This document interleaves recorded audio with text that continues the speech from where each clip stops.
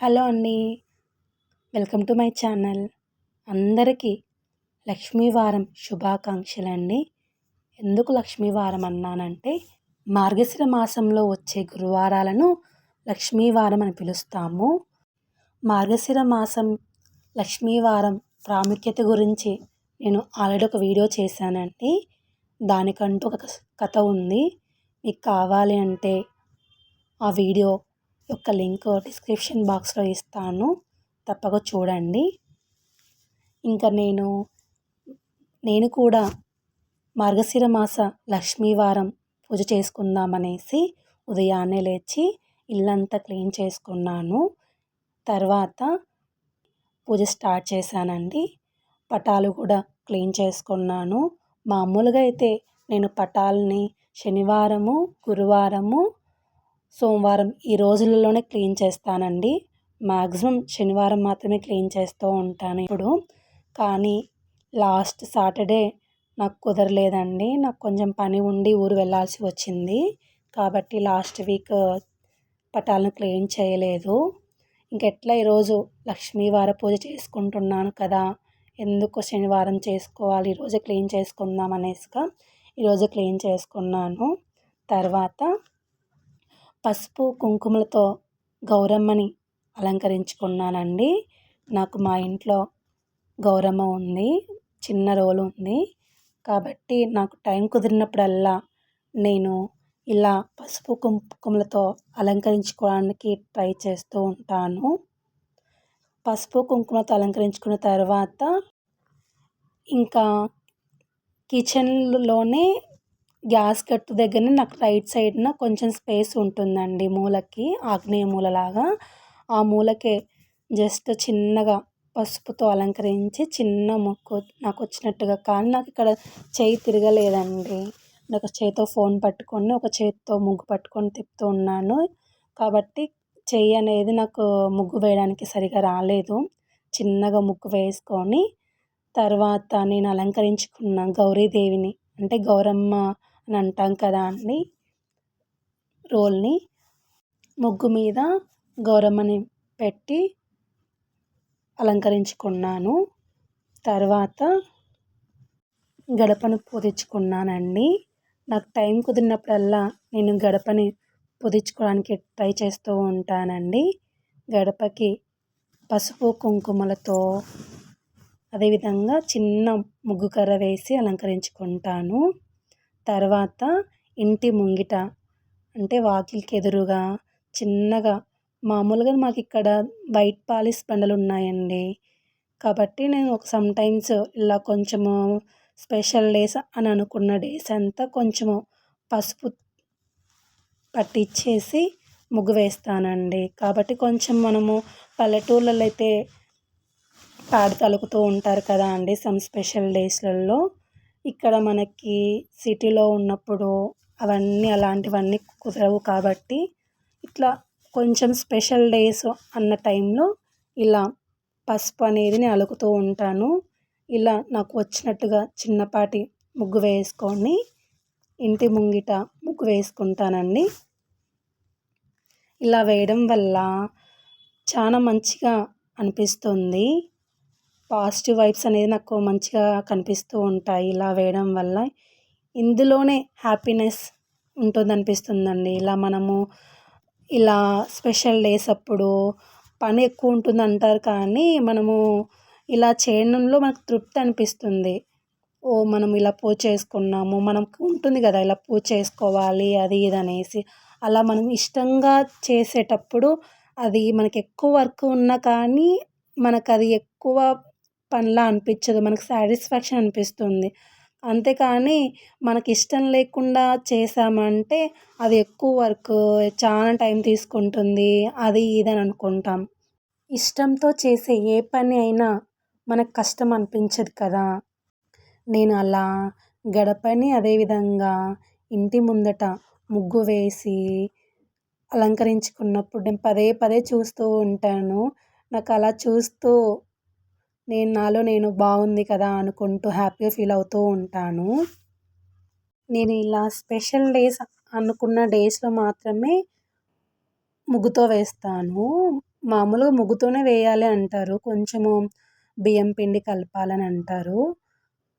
బియ్యం పిండితో కలపడం వల్ల ఏవైనా జీవరాశులు ఉంటాయి కదా, చీమలు ఏమన్నా అలాంటి వాటికి అవి ఆహారంగా తింటాయి అనేది అని రీజన్ అనేసి అంటారు కదా అండి చాలామంది. కానీ నేను ముగ్గు రాయి ఉంటుంది కదా, ఆ ముగ్గు రాయితో వేస్తానండి. డైలీ ముగ్గు పిండితో అయితే వేయను. ముగ్గంతా ఇంట్లోకి వస్తుంది, అందరు తొక్కుతూ ఉంటారు. ఇక్కడ పక్కన వాళ్ళకి కింది నుంచి ఏదన్నా పని మీద వెళ్ళే వాళ్ళకి అందుకు వాళ్ళకి ఇబ్బంది అవుతుంది అన్నట్టుగా నేను ముగ్గు పిండితో అయితే వేయను, ముగ్గు రాయితోనే వేస్తాను. చాక్ పీస్ అయితే వాడట్లేదండి ఈ మధ్య. ప్రీవియస్కి అయితే చాక్ పీస్ వాడేదాన్ని, కానీ ఈ మధ్య చాక్ పీస్ వాడట్లేదు, ముగ్గు రాయితో కూడా వేస్తున్నాను. ముగ్గు రాయి కూడా వేయచ్చో వేయదో నాకు తెలీదు. మీకేమైనా తెలిస్తే ముగ్గు రాయితో మనం ముగ్గు వేసుకోవచ్చు అని వేయచ్చో వేయకూడదో అనేది చెప్పండి నాకు.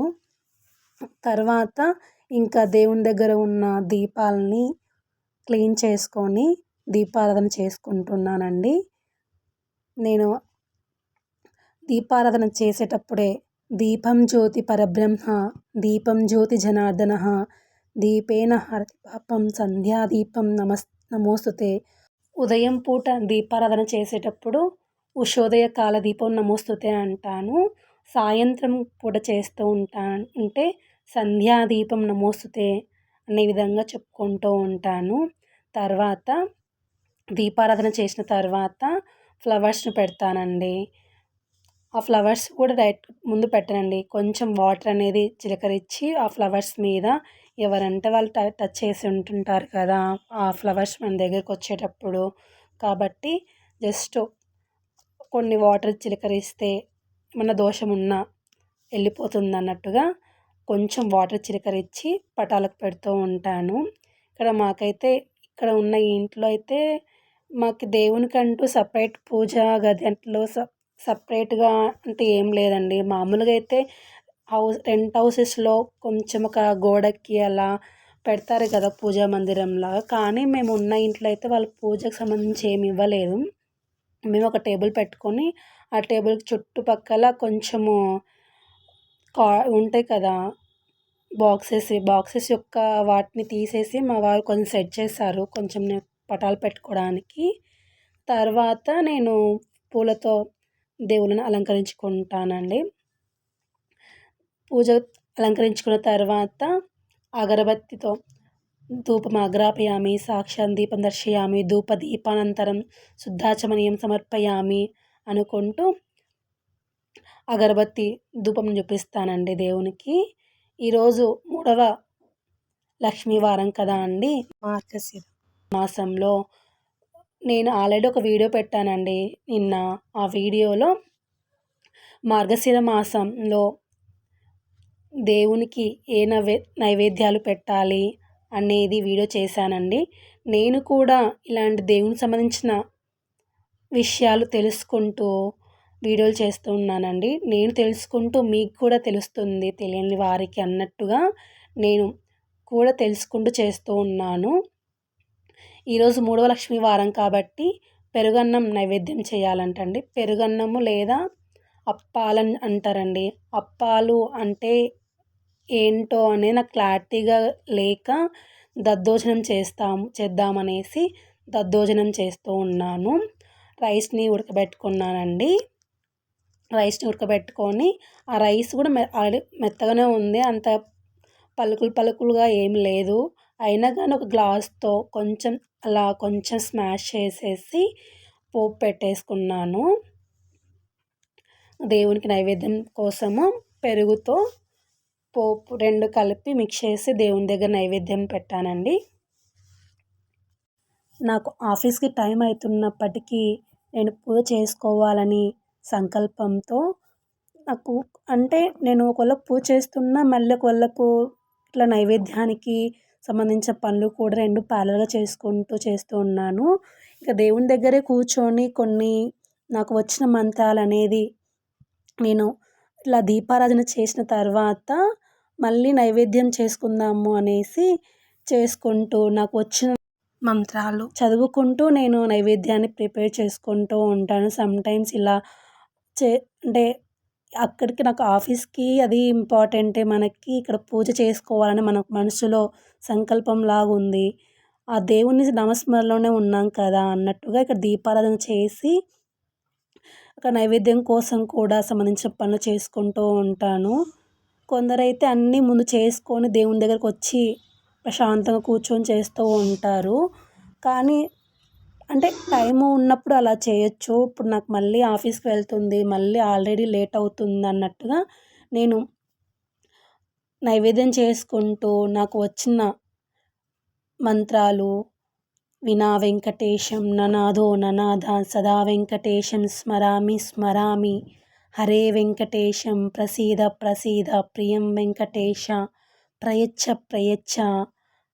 అదేవిధంగా లక్ష్మీ అష్టకం నమస్తేస్తు మహామాయే శ్రీపీఠేశ్వర పూజితే శంఖచక్ర గదాహస్తే మహాలక్ష్మీ నమోస్తుతే నమస్తే గరుడారూఢే డోలాసుర భయంకరే సర్వపాపహరే దేవి మహాలక్ష్మీ నమోస్తుతే సిద్ధిబుద్ధి ప్రదే దేవి భుక్తిముక్తి ప్రదాయిని మంత్రమూర్తే సదాదేవి మహాలక్ష్మీ నమోస్తుతే అనుకుంటూ లక్ష్మీ అష్టకం చదువుకున్నాను. అదేవిధంగా ఈ మార్గశిర మాసం అనేది లక్ష్మీవారం అనేది లక్ష్మీదేవికి ప్రీతికరం కదా అండి. కాబట్టి లక్ష్మీ అష్టోత్తర శతనామాలు, అదేవిధంగా నాకు వచ్చిన కొన్నిపాటి మంత్రాలు అంటే శ్రీరామ రక్షా స్తోత్రము, అదేవిధంగా బాబా వారి యొక్క నామస్మరణ, ఆంజనేయ స్వామి యొక్క నామస్మరణను చేసుకుంటూ నా పూజని చేసుకున్నానండి. ఇంక దేవునికి నైవేద్యంగా దద్దోజనం చేశాను కదా!